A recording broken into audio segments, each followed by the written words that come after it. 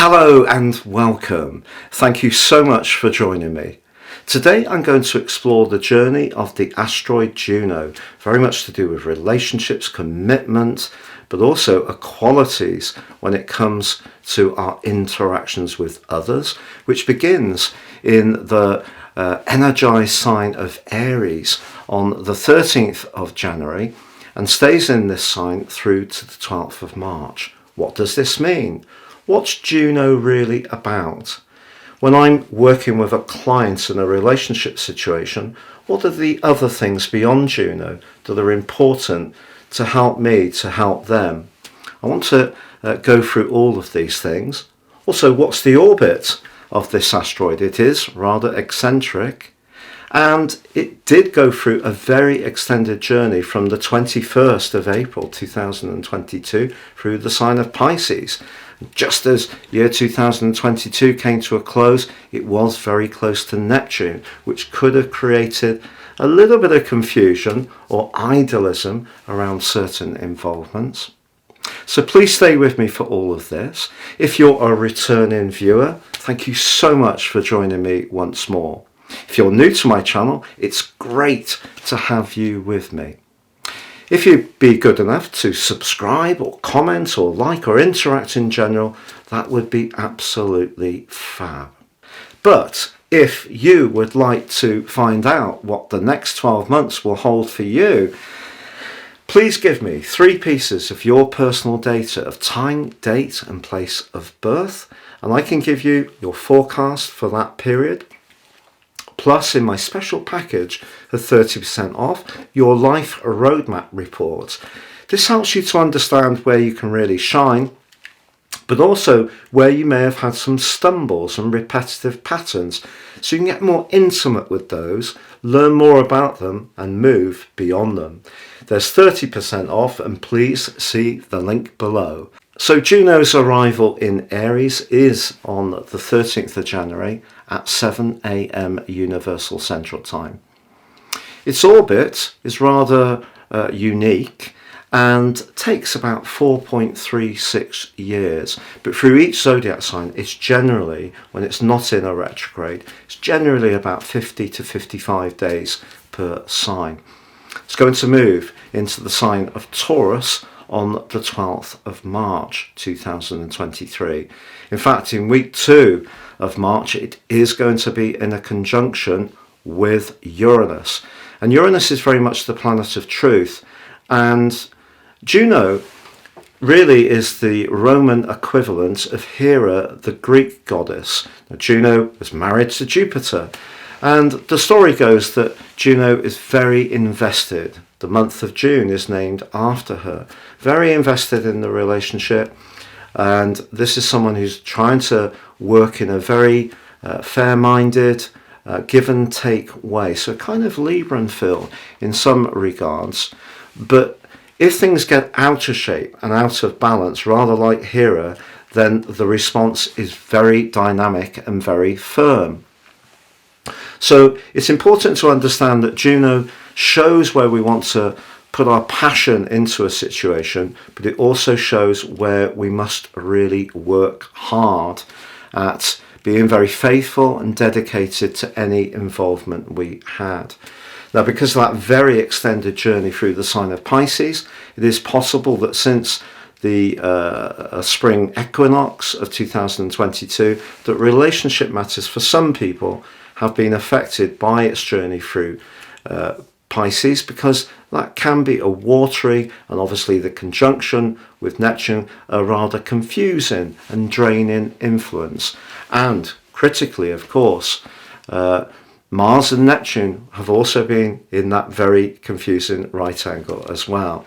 But of course, the sign of Aries is very much on the front foot. It's the first sign of the zodiac, so it's about where we start things. If you're about to start a relationship with someone, your timing is absolutely fantastic, because as Juno arrives, it's in a conjunction with Jupiter, the planet of growth, but also the planet of optimism, but critically in traditional astrology of good fortune. It's also forging a pretty good angle to Venus, the planet of love, it's a little bit wide, a closer alliance with Mars, the planet of passion. So that's what I mean about timing. So if you're just moving into a new commitment and you feel really excited about it, then I feel Juno moving to Aries can give you a lot of encouragement to really go for it in a wholesome way. The only thing with Aries energy is that because Aries listens very much to instincts, but the fire and the Martian energy is about action, then it's important to understand that if you do pitch into something, there can be consequences. But this isn't me being a killjoy. Nothing ever would begin in life without Aries energy or first house energy. So the enthusiasm that can go on around a new relationship could be quite considerable at this particular time. But it's also worth knowing that in an ongoing relationship, this could be a time to rekindle the spark of passion between you and your partner. Of course, we do have Valentine's Day coming on the 14th of February, and it has to be said on that day, well, there is a conjunction between the Sun and Saturn, and the Sun in Aquarius can be a bit more detached. So that's something to look out for. But certainly, if things have been meandering a little bit, or there's been a lot of soul searching, I think it would be a good opportunity to try to get together and try to reinvigorate that spark that originally lit you both up. And that may mean doing something completely different, becoming much more focused on the relationship itself, trying to push all the other distractions out of the way and really finding the time for one another. So I think Juno moving into Aries can be very good in that regard. Now, I just mentioned that it is in an immediate conjunction with Jupiter. The exact conjunction is on the 22nd of January. But that's really symbolic because on that day, Venus is in an exact conjunction with Saturn. So if a relationship can really pick up and gain traction and confidence, I think what Saturn can do is bind you together. Saturn on Venus doesn't have to be a dark, cold influence, not in the sign of Aquarius, which is very much about friendship, commonalities, planning for the future, seeing the big picture. But of course, Saturn can squeeze the joy out of situations. So if there's a weaker tie or a weaker attraction, then perhaps it could burn out quite quickly in the way that we know that Aries energy is not necessarily about the sustained application. It's more about getting things off the ground. But there is a challenge on February the 7th, because on that day, Juno is going to go conjunct Chiron. Now, Chiron, of course, is the wounded healer. I have a great interest in Chiron. I think Chiron is one of the most important influences in my own natal horoscope because it's conjunct the moon and Venus in the 4th house.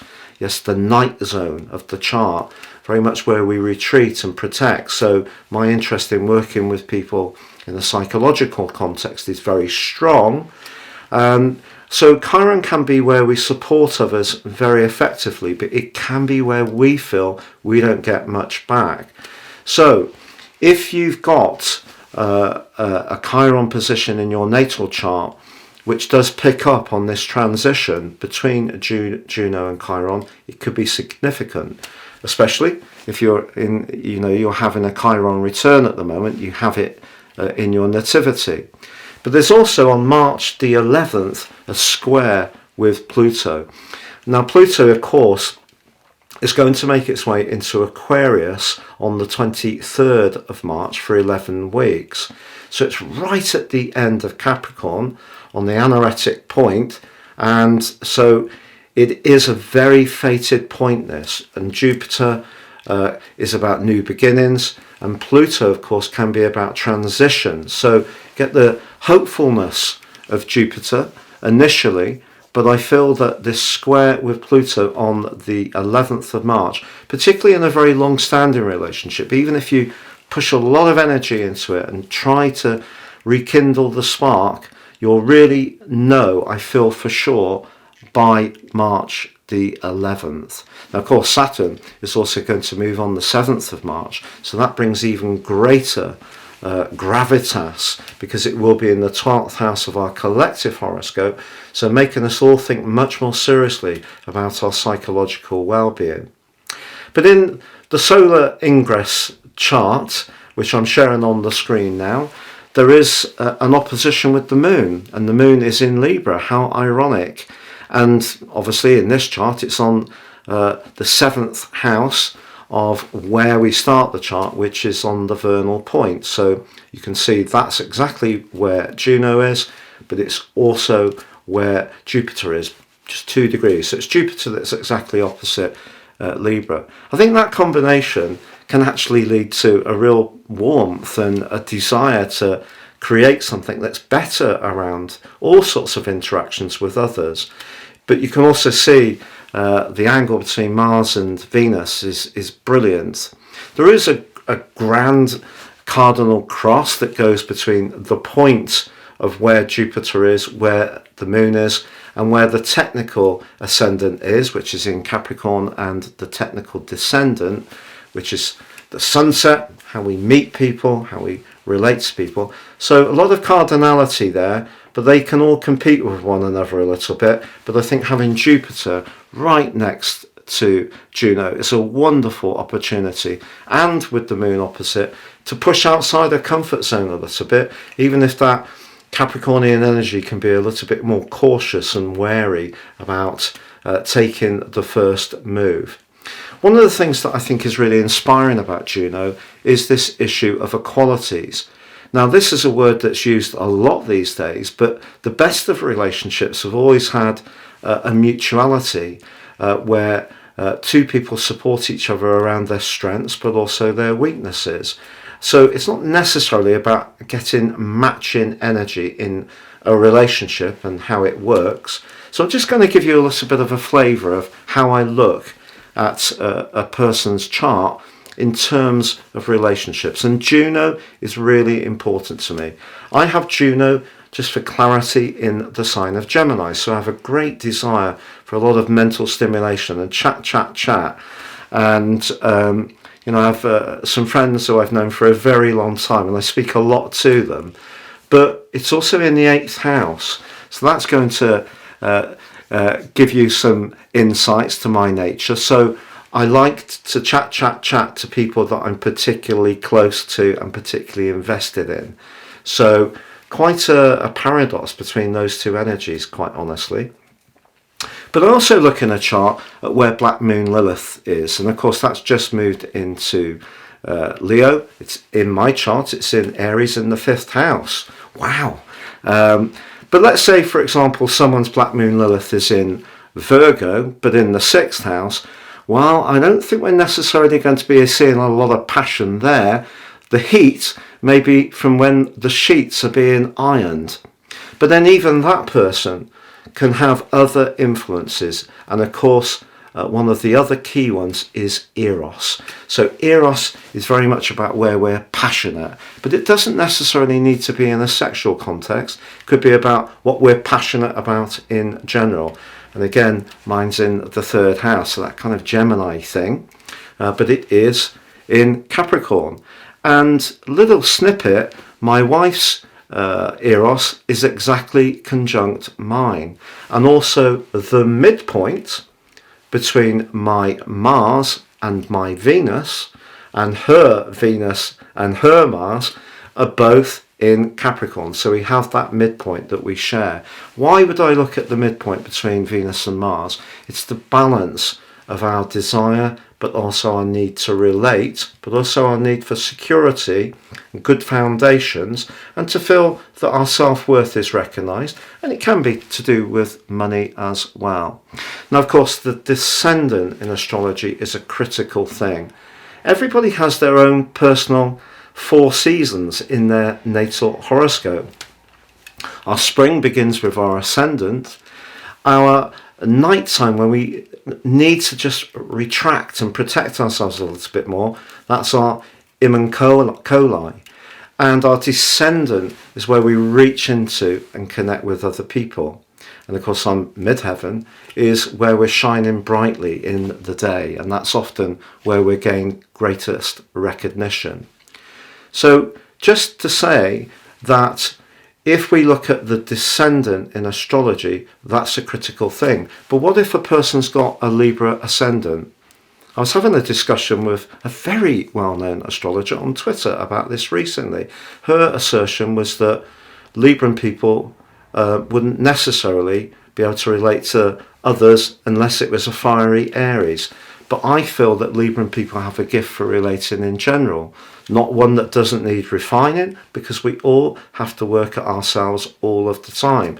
But I feel Librans have a particular gift because of the Venusian rulership of that sign of reaching into others. So another thing I look at is the midpoint between the sun and the moon, because let's say, for example, mine is at 5 degrees in Aquarius, so it can be that I'm attracted to people who are 5 degrees in Leo. And in fact, one of my best friends, Mark, who I've known for about 35 years, his birthday is right in that early phase of Leo. And I can also get on very well with Leo ascendants too. The other thing to look out for, I feel, which is really important on the Sun-Moon midpoint and that descendant, is let's look at just where the sun is. And so it just so happens my sun is at 0 degrees 31 in Aquarius. So again, the 7th house cusp from the sun is in Leo. So just giving you a flavour of how we can look at relations. So Juno, very important to commitment, where we want to really relate to people very skillfully, where we want fairness, where we can be quite fiery if we feel people treat us badly. Eros, very much where we want to be very passionate. Obviously the positions of Venus and Mars are critical, but also the midpoint between the two of them, and also the midpoint between the sun and the moon, but the 7th house cusp of that, and naturally the descendant in the natal horoscope, the 7th house cusp of that is a critical point, but also the exact opposite point in our chart from where our sun is. So all those factors I'll be correlating when I'm talking to someone about a relationship matter. And then of course I'll progress and direct their chart, look at their solar return, look at the other person as well. It's a very complex but very analytical process. But from that, I can give people an enormous amount of clarity. So if you ever do want a one-to-one with me, whether it is about a relationship or any other matter, please see the link below. You can read my testimonials and also see where to book as well. But if you would like to find out what the next 12 months will hold for you, please give me 3 pieces of your personal data of time, date and place of birth, and I can give you your forecast for that period. Plus, in my special package of 30% off, your life roadmap report. This helps you to understand where you can really shine, but also where you may have had some stumbles and repetitive patterns, so you can get more intimate with those, learn more about them and move beyond them. There's 30% off, and please see the link below. It's been a real pleasure being with you. Thank you so much for joining me. Please feel free to comment, like or subscribe. Thank you so much.